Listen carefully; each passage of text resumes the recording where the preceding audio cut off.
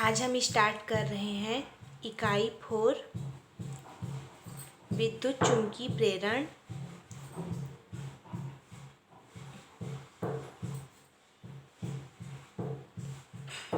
तथा प्रत्यावर्ती धारा।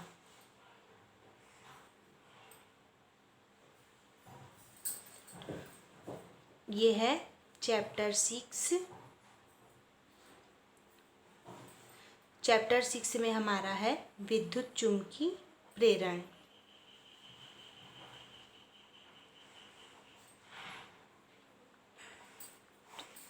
तो चुंबक क्या होता है ये हमने पिछले क्लास में देख चुका है। इसमें हम सबसे पहले देखेंगे मैग्नेटिक फ्लक्स।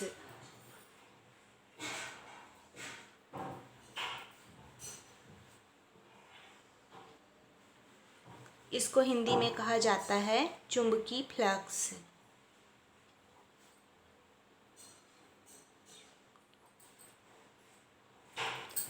तो हमारा चुंबकीय फ्लक्स क्या होता है?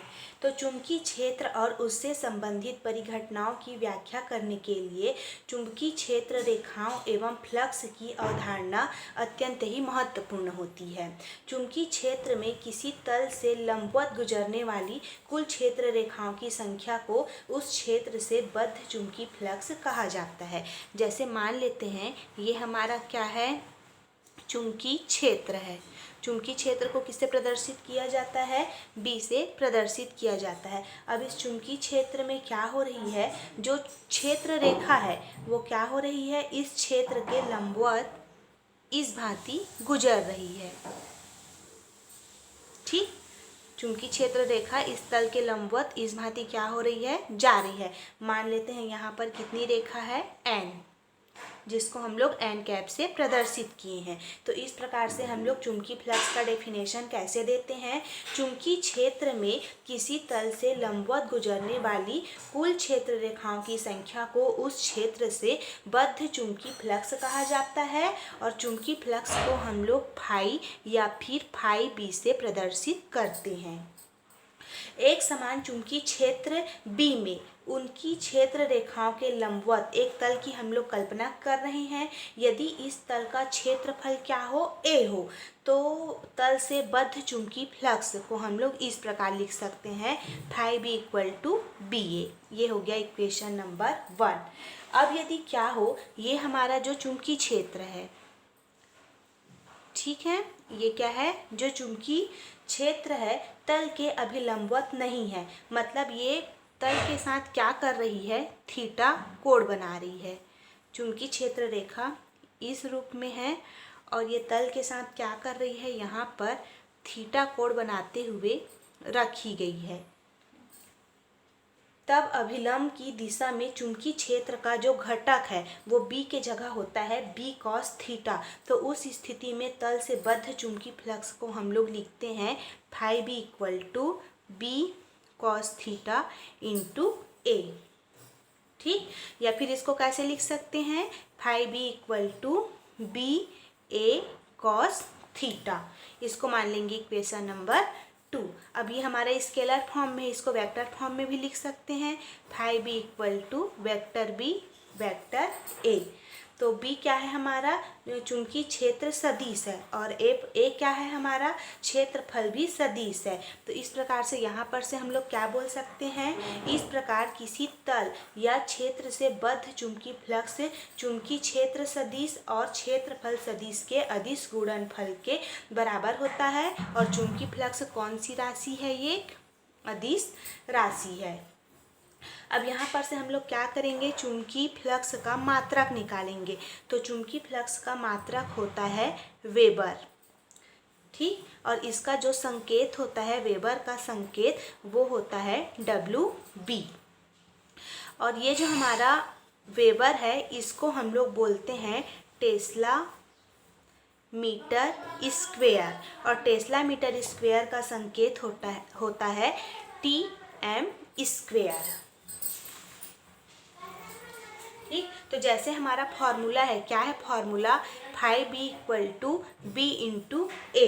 तो यहाँ पर से हम लोग क्या करें, बी इक्वल टू बी का मतलब मात्रक क्या होता है, चुंबकीय क्षेत्र का मात्रक टेस्ला, इसका मात्रक होता है वेबर। तो यहाँ पर से हम लोग निकालें वेबर इक्वल टू क्या हो जाएगा, टेस्ला, और क्षेत्रफल का मात्रक क्या होता है, मीटर स्क्वायर। तो एक वेबर बराबर क्या हो गया हमारा, एक टेस्ला इंटू एक मीटर स्क्वायर। तो यहाँ पर से हम लोग एक वेबर का डेफिनेशन कैसे दे सकते हैं, यदि एक टेस्ला के एक समान चुंबकीय क्षेत्र के लंबवत एक मीटर स्क्वायर क्षेत्रफल का एक तल रख दिया जाए तो उससे बद्ध चुंबकीय फ्लक्स का मान एक वेबर होता है। ये हो गया हमारा एसआई पद्धति में मान। तो और हमारा जो कौन सा, सीजीएस पद्धति, तो सीजीएस पद्धति में जो चुंबकीय क्षेत्र है उसका मात्रक होता है मैक्सवेल, ठीक, और इसका जो संकेत होता है वो होता है mx, और एक वेबर इक्वल टू होता है 10⁸ मैक्सवेल। अब यहाँ पर से हम लोग क्या करेंगे, इसका विमी सूत्र निकालेंगे, चुंबकीय फ्लक्स का विमी सूत्र। तो चुंबकीय फ्लक्स का हमारा फॉर्मूला क्या होता है, phi B equal to B into A, और हमारा लॉरेंज का सूत्र क्या होता है, F equal to Q V B. अब यहाँ पर से अगर मैं बी का मान निकालूँ तो बी इक्वल टू क्या निकलेगा हमारे पास, एफ अपॉन क्यू वी। तो इस वाले फॉर्मूले में हम लोग क्या करेंगे, phi B equal to B का मान क्या हो जाएगा, F upon Q V into A. अब हमारा बल का विमी सूत्र क्या होता है, M L T minus to.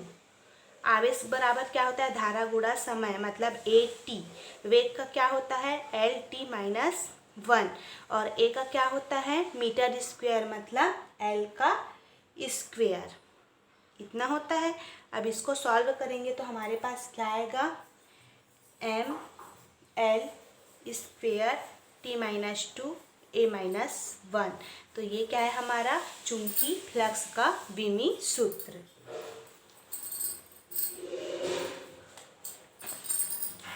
अगला टॉपिक हम लोग पढ़ेंगे विद्युत चुंबकीय प्रेरण। विद्युत चुंबकीय प्रेरण, इसको इंग्लिश में कहा जाता है इलेक्ट्रोमैग्नेटिक इंडक्शन। इलेक्ट्रोमैग्नेटिक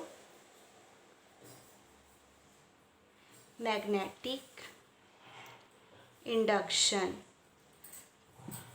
तो सन 1820 में हैंस क्रिश्चियन ऑर्स्टेड ने ज्ञात किया कि जब किसी चालक में विद्युत धारा प्रवाहित की जाती है तो उसके चारों ओर क्या होती है, चुंबकीय क्षेत्र उत्पन्न हो जाती है। इस खोज के बाद स्वाभाविक रूप से यह प्रश्न उठा कि क्या इसके विपरीत चुंबकीय क्षेत्र से भी विद्युत धारा उत्पन्न की जा सकती है। इस प्रश्न का उत्तर ढूंढने के लिए इंग्लैंड के माइकल फैराडे ने और अमेरिका के जोसेफ हेनरी ने समकालीन प्रयोग किए। तो फैराडे ने कई वर्षों तक चुंबक जिसका NS ध्रुव होता है और एक धारामापी G, ठीक, से जुड़ी कुंडली के साथ प्रयोग किए। उन्हें सफलता नहीं मिली। हार कर उन्होंने आगे और प्रयोग न करने का मन बनाकर चुंबक को क्या किया कि कुंडली के अंदर फेंक दिया। उन्होंने देखा कि ऐसा करने से धारामापी के संकेतक में क्या हुआ, थोड़ा सा विक्षेप हो गया। उन्होंने सन 1831 में स्पष्ट किया कि जब एक चुंबक को तार के एक लूप, ठीक, जब एक चुंबक को तार का एक लूप, मतलब इसको क्या बोलते हैं, एक लूप के पास क्या किया जाता है, लाया जाता है या फिर उससे दूर किया जाता है, तो उस लूप में क्या होती है, विद्युत धारा उत्पन्न हो जाती है। और यह विद्युत धारा उस समय तक प्रवाहित होती है जब तक कि चुंबक गतिमान रहता है। चुंबक को स्थिर रखकर लूप को चलाने पर भी उसमें विद्युत धारा प्रवाहित होने लगती है। तो इस प्रकार से हम लोग विद्युत चुंबकीय प्रेरण का डेफिनेशन कैसे दे सकते हैं, जब कभी तार के एक बंद लूप और चुंबक के बीच आपेक्षिक गति होती है तो उस बंद लूप में क्या होती है, विद्युत धारा प्रवाहित होने लगती है। इस धारा को हम लोग प्रेरित धारा कहते हैं। जिस विद्युत वाहक बल के कारण प्रेरित धारा प्रवाहित होती है उसे प्रेरित विद्युत वाहक बल कहते हैं और इस पूरी परिघटना को कहते हैं हम लोग विद्युत चुम्बकीय प्रेरण, इलेक्ट्रोमैग्नेटिक इंडक्शन। तो इसमें हम लोग देखेंगे विद्युत चुम्बकीय प्रेरण संबंधी फैराडे का नियम। फैराडे ने बहुत नियम दिए जिसमें से हम लोग यहाँ पर एक नियम को देख रहे हैं, विद्युत चुम्बकीय प्रेरण संबंधी फैराडे के नियम। तो इसमें क्या होता है, इसके प्रयोग में सबसे पहले हम लोग एक चुंबक लेते हैं जिसमें 2 ध्रुव N और S। अब इस तांबे हम लोग क्या करते हैं, तांबे के विद्युत रुद्ध तार की एक कुंडली होती है, तांबे के विद्युत रुद्ध तार की एक कुंडली बनाते हैं इस रूप में, जिसके सिरों के बीच हम लोग क्या करते हैं, एक धारा मापी को जोड़ देते हैं।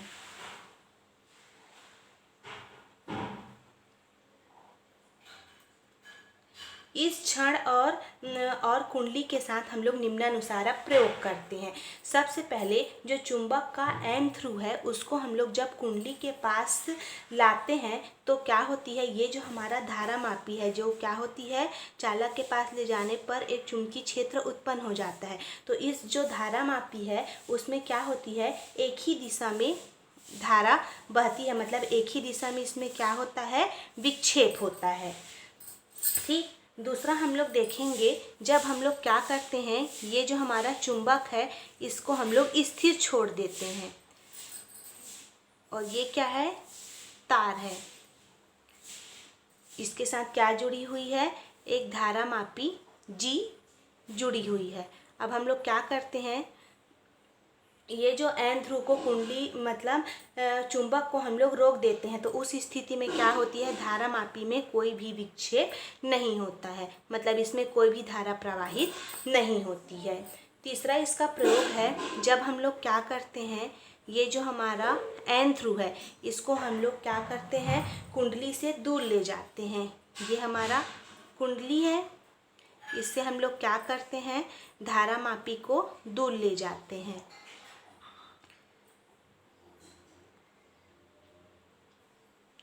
तब उस स्थिति में क्या होती है, ये हमारा जो विक्षेप है उसकी दिशा बदल जाती है। N ध्रुव को पास ले जाने पर दिशा इस ओर थी और N ध्रुव को दूर ले जाने पर हमारी विक्षेप की दिशा क्या होती है, बदल जाती है। तीसरा इसमें प्रयोग करते हैं जब हम लोग क्या करते हैं, चुंबक के S ध्रुव को कुंडली के पास ले जाते हैं। तो चुंबक के S ध्रुव को कुंडली के पास ले जाने से क्या होती है, जो धारा मापी का विक्षेप है, ठीक,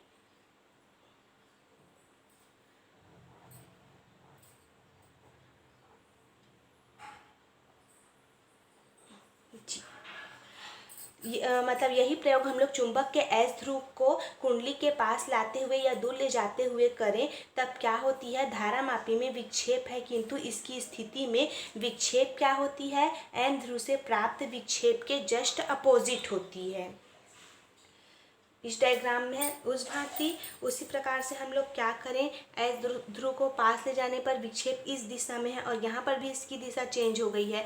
उसी प्रकार से हम लोग कुंडली से S ध्रुव को दूर ले जाते हैं। तो दूर ले जाते हैं तब हमको इस रूप में धारा मापी में विक्षेप प्राप्त होता है, इसकी विक्षेप की दिशा चेंज हो जाती है। तो ये क्या था, चुंबक और कुंडली के साथ फैराडे ने प्रयोग किया, उसका नियम है, फैराडे के नियम। अब चुंबक को अगर हम लोग धीरे धीरे चलाने पर उसमें विक्षेप का मान कम तथा तेज़ी से चलाने पर उसमें विक्षेप का मान अधिक हो जाता है। अगर चुंबक को स्थिर रखकर कुंडली को चलाने पर भी उसमें धारा मापी में क्या होती है, विक्षेप होती है। चुंबक और कुंडली के मध्य आपेक्षिक गति होने पर ही धारा मापी में क्या होता है, विक्षेप होता है। यदि चुंबक कमजोर है तो विक्षेप कम होता है, किंतु यदि चुंबक शक्तिशाली है तो विक्षेप क्या होगा, अत्यधिक होगा। अब इससे क्या निष्कर्ष निकलता है, तो जब हम लोग क्या करते हैं, ये जो हमारा चुंबक है उसको कुंडली के पास लाया जाता है तो उससे बद्ध चुंबकीय फ्लक्स में वृद्धि होती है। किंतु जब चुंबक को कुंडली से दूर ले जाया जाता है तब क्या होती है, बद्ध चुंबकीय फ्लक्स में कमी होती है। दोनों ही स्थितियों में चुंबकीय फ्लक्स में परिवर्तन होता है, अतः कुंडली में विद्युत वाहक बल उत्पन्न हो जाता है जिससे कुंडली में प्रेरित धारा बहने लगती है। जब चुंबक और कुंडली के मध्य कोई आपेक्षिक गति नहीं होती अर्थात दोनों स्थिर होते हैं तो कुंडली से बद्ध चुंबकीय फ्लक्स में कोई परिवर्तन नहीं होता, अतः कुंडली में कोई विद्युत वाहक बल प्रेरित नहीं होता, फलस्वरूप उसमें कोई भी प्रेरित धारा प्रवाहित नहीं होती। तो ये था हमारा विद्युत चुंबकीय प्रेरण और विद्युत चुंबकीय प्रेरण संबंधी फैराडे के नियम।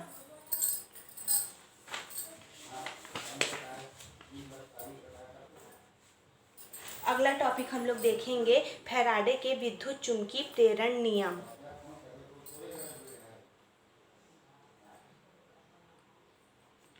फैराडे के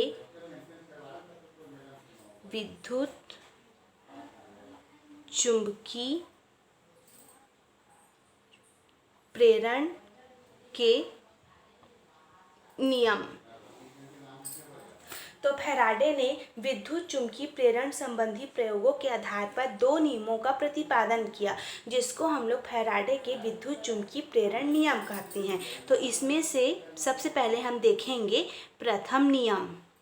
तो प्रथम नियम क्या होता है, जब कभी किसी बंद परिपथ से बद्ध चुंबकीय फ्लक्स के मान में परिवर्तन होता है तो उस परिपथ में प्रेरित विद्युत वाहक बल उत्पन्न हो जाता है और उसका अस्तित्व उस समय तक रहता है जब तक कि चुंबकीय फ्लक्स में परिवर्तन होते रहता है। तो फैराडे के प्रयोग से हम देख चुके हैं कि जब किसी चुंबक को कुंडली के पास लाया जाता है तो उससे बद्ध चुंबकीय फ्लक्स में वृद्धि होती है। इसके विपरीत दूर ले जाने पर कुंडली से क्या होती है, बद्ध चुंबकीय फ्लक्स में कमी होती है। दोनों ही स्थितियों में कुंडली से बद्ध चुंबकीय फ्लक्स में परिवर्तन होता है, अतः कुंडली में क्या होती है, प्रेरित विद्युत वाहक बल उत्पन्न हो जाता है, फलस्वरूप धारामापी में विक्षेप उत्पन्न हो जाता है। किंतु जब चुंबक कुंडली के सापेक्ष स्थिर रहता है तो कुंडली से बद्ध चुंबकीय फ्लक्स का अस्तित्व हो रहता है किंतु कोई परिवर्तन नहीं होता है, अतः कुंडली में विद्युत वाहक बल प्रेरित नहीं होता, फलस्वरूप धारामापी में कोई विक्षेप उत्पन्न नहीं होता। इस प्रकार कुंडली में प्रेरित विद्युत वाहक बल का अस्तित्व उस समय तक रहता है जब तक कि चुंबकीय फ्लक्स में परिवर्तन होते रहता है। यही क्या है, हमारा फैराडे का प्रथम नियम है। अब हम देखेंगे फैराडे का द्वितीय नियम। तो इस नियम के अनुसार क्या होता है, प्रेरित विद्युत वाहक बल का मान चुंबकीय फ्लक्स में परिवर्तन के दर के अनुक्रमानुपाती होता है। अब इसको हम लोग इसका मतलब व्याख्या करेंगे।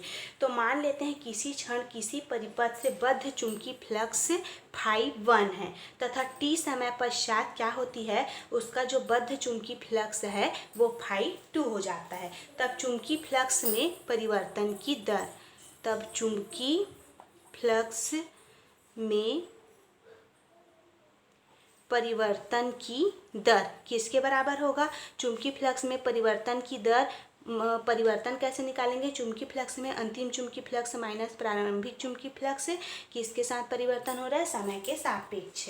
अब हमारा फैराडे के विद्युत चुंबकीय प्रेरण के द्वितीय नियम के अनुसार क्या होता है, प्रेरित विद्युत वाहक बल को ई से प्रदर्शित किया जाता है। प्रेरित विद्युत वाहक बल चुंबकीय फ्लक्स में परिवर्तन के दर के अनुक्रमानुपाती होता है। तो इसको हम लोग मैथमेटिकल फॉर्म में इस भांति लिखेंगे। अब यहाँ पर हम लोग अनुक्रमानुपाती का निशान हटाएंगे तो यहाँ पर लगेगा कांस्टेंट माइनस के, तो φ2 माइनस φ1 अपॉन टी, ऐसे लिखाएगा ये। अब के एक अनुपातिक नियतांक है, इसका मान क्या होगा, ऐसा पद्धति में k = 1 होगा। अब यहाँ पर माइनस क्यों लगा है, क्योंकि प्रेरित विद्युत वाहक बल चुंबकीय फ्लक्स में परिवर्तन का विरोध करता है। अब k की जगह 1 रखेंगे तो प्रेरित विद्युत वाहक बल = माइनस φ2 माइनस φ1 अपॉन टी, इसको मान लेंगे इक्वेशन नंबर 1। अब मान लेते हैं यदि डेल टी मतलब बहुत ही कम समय अंतराल में कुंडली से बद्ध चुंबकीय फ्लक्स में जो परिवर्तन है वो क्या हो, डेल फाई बी हो, तो उस स्थिति में हम लोग = क्या लिख सकते हैं, minus del phi B upon del T, इसको मान लेंगे इक्वेशन नंबर 2। यदि समय अंतराल बहुत कम हो तो हम लोग डेल टी टेंस टू क्या लिख सकते हैं, 0। तो इक्वेशन 2 को कैसे लिख सकते हैं, इक्वल टू, लिमिट लग जाएगा यहाँ पर, डेल टी टेंस टू 0 और कोष्टक में del five B upon del T, ऐसे लिखाएगा। अब इसको सॉल्व करेंगे तो क्या आएगा, प्रेरित विद्युत वाहक बल equal to minus D five B upon D T, equation 3। तो इक्वेशन 2 से स्पष्ट है कि समय अंतराल डेल टी का मान कम होने पर प्रेरित विद्युत वाहक बल ई का मान क्या होगा, अधिक होगा। चुंबक को तेजी से कुंडली के पास लाने या तेजी से दूर ले जाने पर समय अंतराल डेल टी का मान कम होता है, अतः उत्पन्न प्रेरित विद्युत वाहक बल या प्रेरित धारा का मान अधिक होने के कारण ही धारामापी में क्या होता है, विक्षेप होता है। तो ये था फैराडे के विद्युत चुम्बकीय प्रेरण का प्रथम नियम और द्वितीय नियम।